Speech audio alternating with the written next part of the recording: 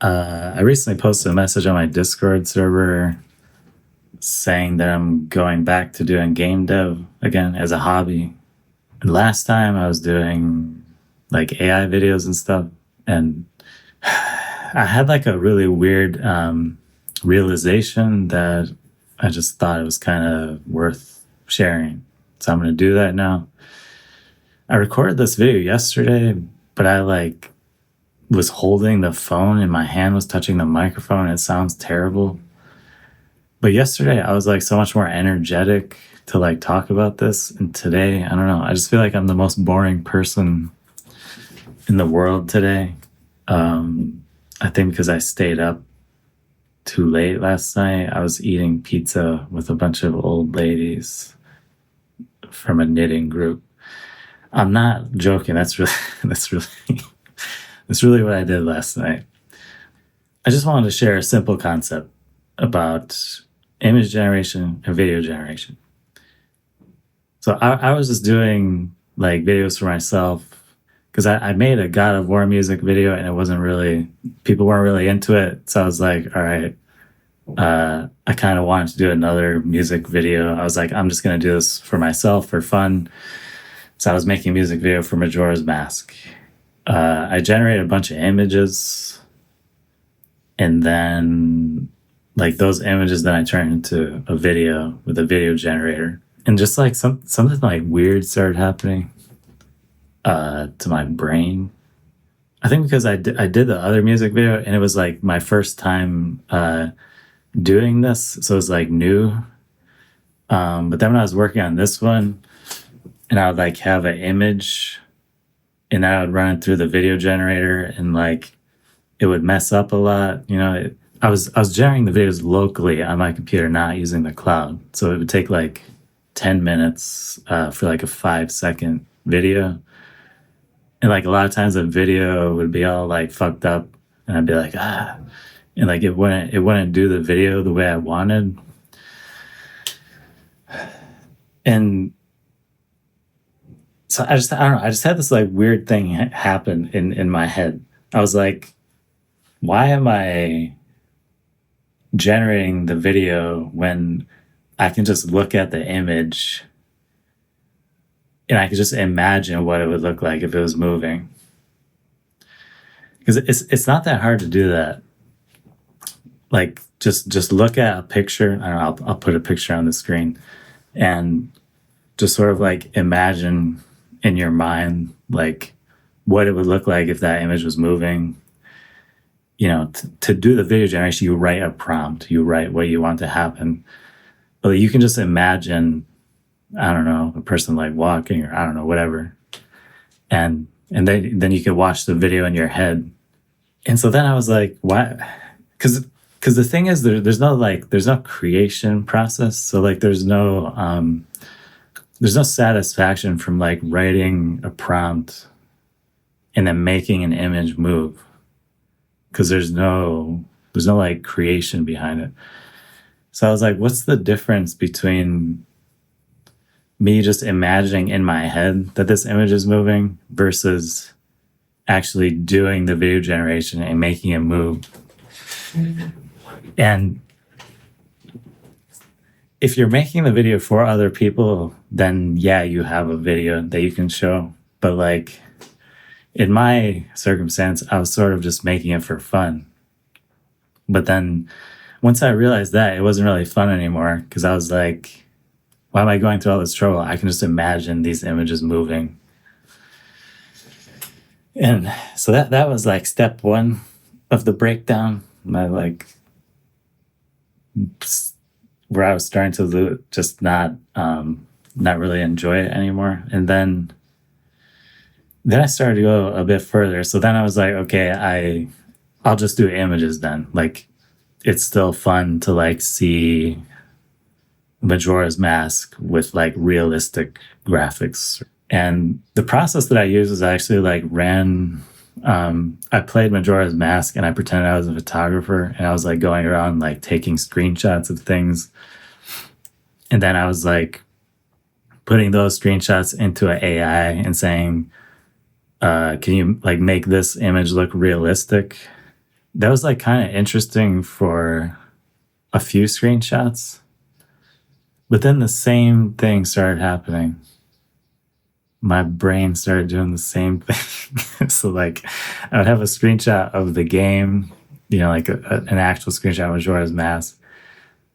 And instead of like putting it into the image generator, I was like, why am I going through all this trouble to like set up the image generator? Because again, I was doing it locally on my computer because I don't know, I just didn't want to pay for the cloud services. I also don't like people knowing what I'm doing. And so I was like, is it really worth the trouble of like putting the screenshot in the image generator and like having the AI do a bunch of bad generations? Or I could just imagine what it would look like if it was realistic. Like once I saw what it did for some of the images, then I was like, well, I can just imagine the rest. Because like I saw how it was changing like the people into realistic people, or like the environments into realistic environments. And I don't know, I was like, what's the point? Like if I'm just doing it for me, I don't have to actually do it. I could just imagine it because it's like the same thing. I feel like I can generate images in my head. So why do I need the computer to generate the image when I can generate it in my head? And I probably just sound like an insane, crazy person. I'm sure, I don't know, people are going to find weird flaws in my thinking or something, but if I was just doing like this stuff for fun for myself, then I started to realize there's no difference of just imagining everything. Because like, I don't know, I know everybody's different, but like I can imagine images pretty clearly in my head, and it's pretty easy for me to like imagine them moving too, like to imagine. So yeah, I don't know. It's a weird video. It's a weird topic. That yeah, I lost motivation for using AI to make stuff. A big part of like making stuff is like the memories you have while you make it.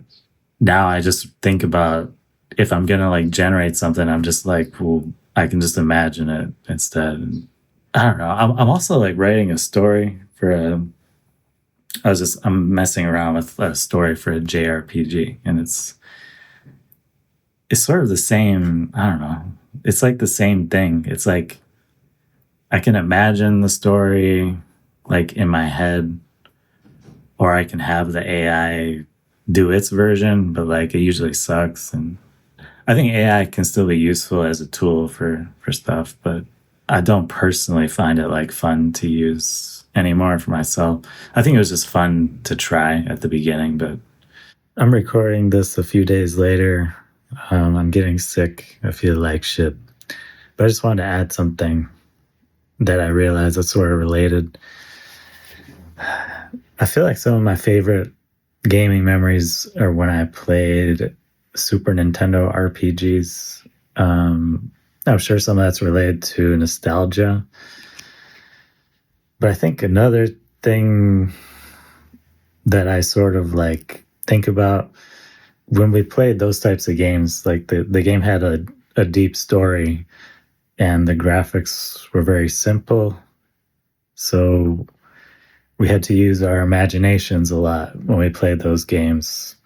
The game with the simple graphics, like it showed us a fuzzy view or like a basic view of what was happening and who the characters were, and it presented the scenario, but then we had to use our imaginations to like fill in the details and like see who those characters really were.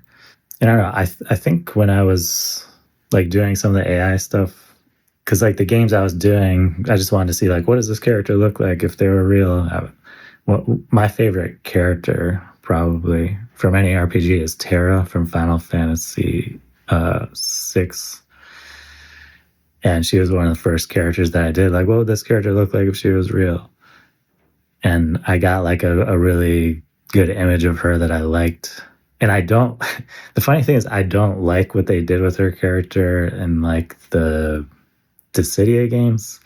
Her personality seems too like bubbly. She sounds stupid. I don't know. But it won't just be wild roses. There would be all kinds of flowers. My favorite flower, and my friend's favorite too. Like, I always imagined her being like strong-willed and like kind of quiet. And I mean, she was hesitant, but I always imagined her as sort of like a strong character that had been through a lot of difficult things and had to make difficult decisions when she was young. And having a dream gives a person strength. And that strength, in turn, will always lead to another dream. She was someone I looked up to also because I think I don't remember what age she was in the game, but I think when I played the game, she was around the same age as me. So, I don't know, I always connected with her as a character.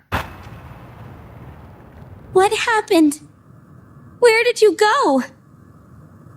Yeah, it's like I had my imagination or like my image of who I thought she was, and then Square Enix made Dissidia, and she looked like stupid in my opinion. She's very like dainty. I mustn't ruin everybody's hopes. Hopes aren't worth dirt. I won't let you get away with it. But my imagined version of her was like the way I wanted her to be. And it's kind of interesting because if the game doesn't give you all the details, then you fill the details in the way that you think they would be. And it sort of makes the experience more personal to you. We still have our doubts, I'm sure. But if we hold on to that dream, our hearts will never waver. Because our favorite flowers would be there too. Using your imagination, it's almost like a muscle, maybe. And the more you use it, the more it helps your creativity. Could this be my power? It sort of like reveals who you are. I just feel like having the AIs do this kind of stuff for us, it's like we lose the ability to think for ourselves or imagine for ourselves or have our own creativity. I was just thinking about that today, that I really enjoyed that era of RPGs. It feels like I've forgotten something important. But I can't remember what it could have been. Playing like Super Nintendo RPGs sort of, to me, sort of feels like reading a book. Because when you're reading a book, you're like imagining everything, but it's interactive. So I feel like it's like a book, but it's better, but you're still using your imagination. Maybe that's why people like the HD 2D, like Octopath Traveler and the recent Dragon Quest III remake.